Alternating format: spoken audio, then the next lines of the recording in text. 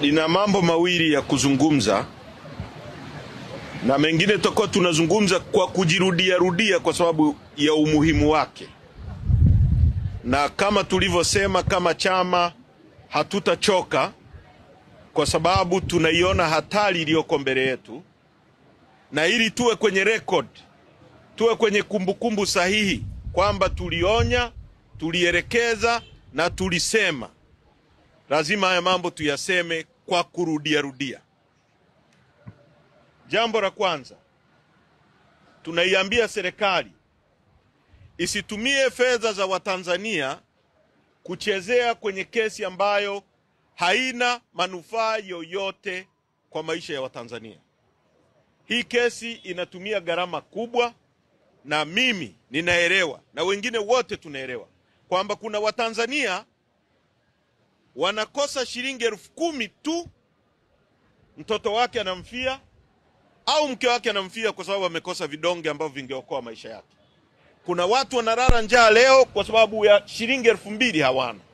Lakini kila siku mnapoona hii kesi inaletwa hapa, mafuta, gharama za posho watu wanazolipwa, sui na nini, kwa kesi ya kisiasa ya kumfurahisha Rais Samia kwa sababu anaogopa kushindana, kwa maoni yetu kama chama, ni kesi inayotakiwa kufutwa. Kama Rais Samia hataki kushindana kwenye masuala ya kisiasa, aache siasa. Lakini kama uko kwenye ulingo wa kisiasa wa kushindana, lazima uwape wapinzani wako equal chance ya kushindana na wewe. Watoe hoja zao, uzijibu.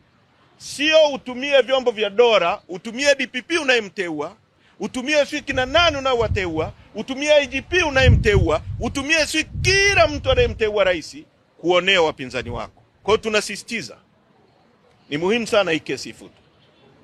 La pili, ni swala la namna ambavyo uhai wetu uko mashakani kwa sasa. Uhai wa kila Mtanzania aliyoko hapa. Kwa sababu huelewi ni muda gani utamkasirisha huyo anayeshikilia uzi wa maisha yako. Kwa sababu sasa nchi hii sio Mungu tena anayeweza kutufanya tuwepo tusiwepo. Kuna miungu wamejiweka hapa.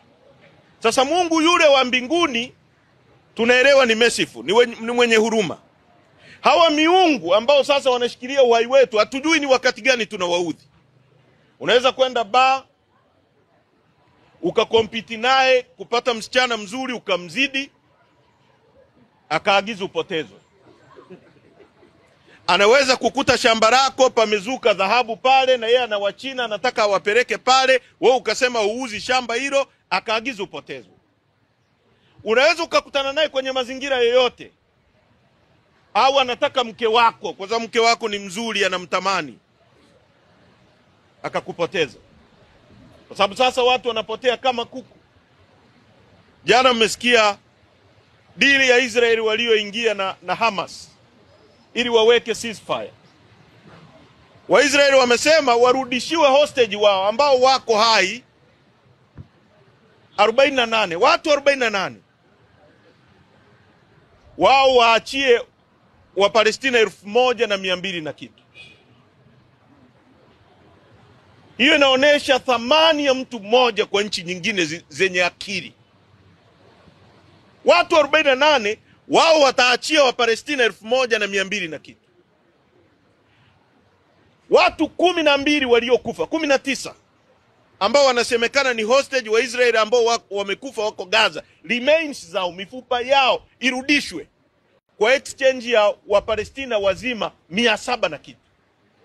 Ndio maana mama yake Polepole alisema, kama mtoto wangu amekufa nirudishieni nimzike, kama yuko hai mnirudishie vile vile.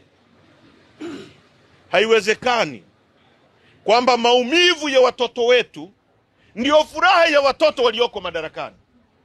Yaani mimi ni uwawe ili watoto wa mtu anayefikiria kwamba mimi ni tatizo waenjoy, waende kwenye hoteli nzuri, watibiwe vizuri. Wakati huo watoto wangu wanalia nyumbani kwamba baba angekuwepo tungenunuliwa penseli. Hatuwezi kujenga taifa la hivi.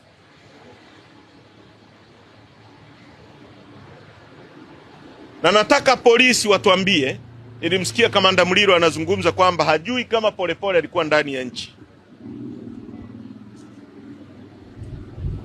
Tunataka idara ya uhamiaji tuambie Polepole kwa mara ya mwisho pasipoti yake iligongwa anaenda nchi gani kama hakuwa ndani ya nchi. Hilo ni swali muhimu sana tunataka kujua. Na tunataka tujue walipomwandikia barua ya kumwachisha kazi, je, walimtumia gharama za kumrudisha ndani ya nchi?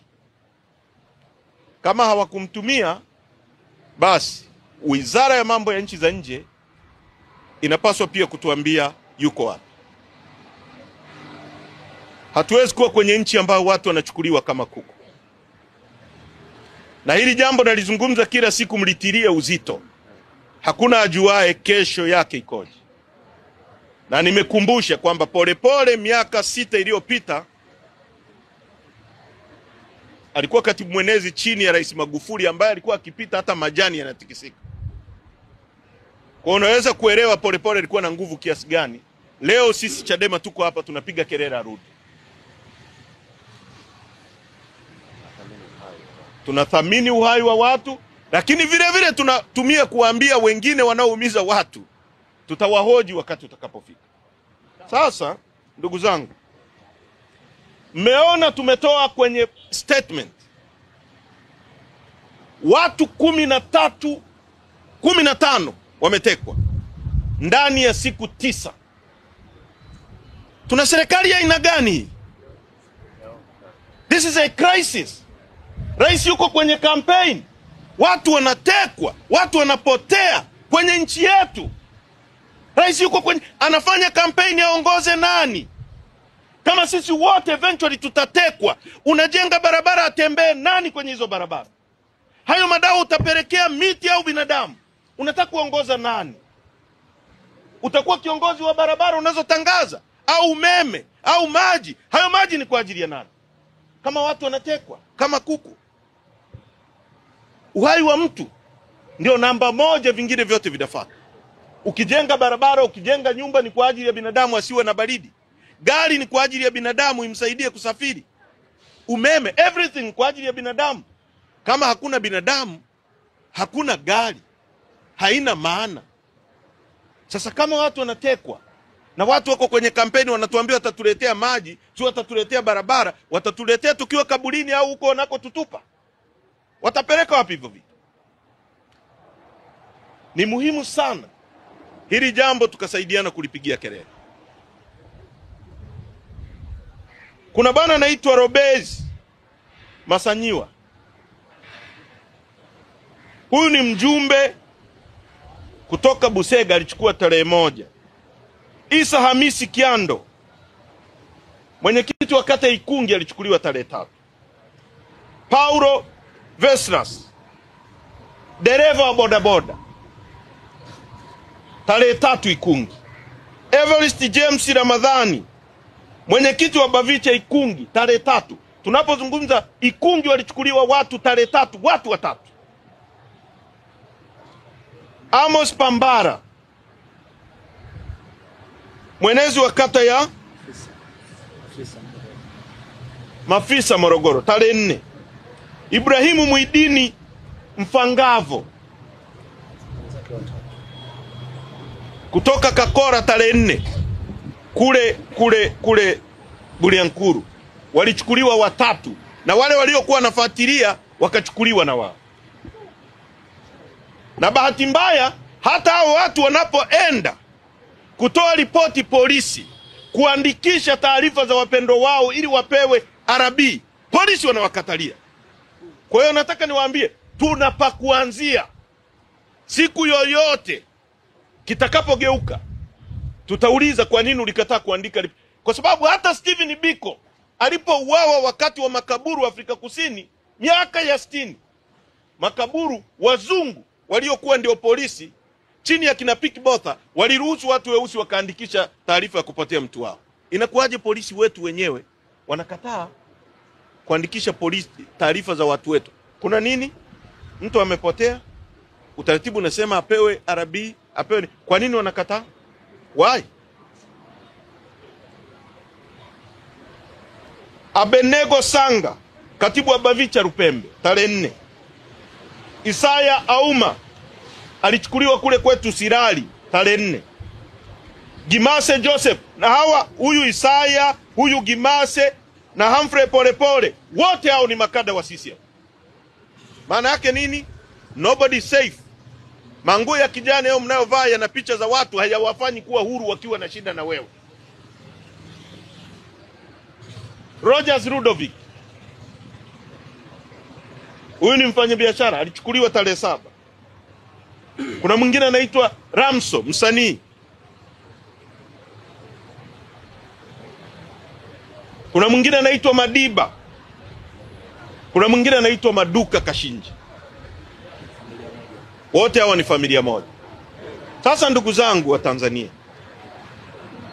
na waandishi wa habari, tupige kelele kwenye haya mambo. Tuko pabaya kuliko wakati mwingine wowote kwenye nchi.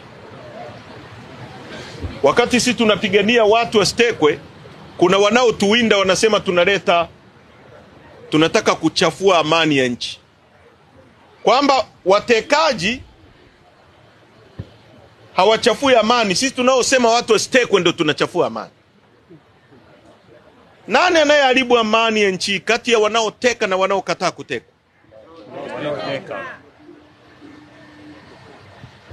Nani anayeharibu amani ya nchi kati ya wanaoiba pesa za walipa kodi na kuzichezea na wanaosema pesa zitumike kwa ajili yetu sote? Nani wanaoharibu amani ya nchi? Wanaoiba pesa. Nani wanaoharibu amani ya nchi kati ya wanaoonea watu kwa kuwafungulia kesi na wale wanaokataa kuonewa? Nani wanaoharibu amani ya nchi? Kwamba sisi tuumizwe, tukikaa kimya ndio amani. Sisi tumesema hatutakaa kimya na isiwepo amani. Hamtatukanyaga tukae kimya. Tutasema tena na tena. Na kwa viongozi wa dini, angalieni hatari hii inayokabili nchi yetu. Haiwezekani mambo makubwa kama haya ya watu kutekwa kila siku. Tuna listi ya watu zaidi ya 150 kitu ambao wamepotea. 150 kitu. Hatuwezi kunyamaza. Asanteni sana na Mungu atubariki.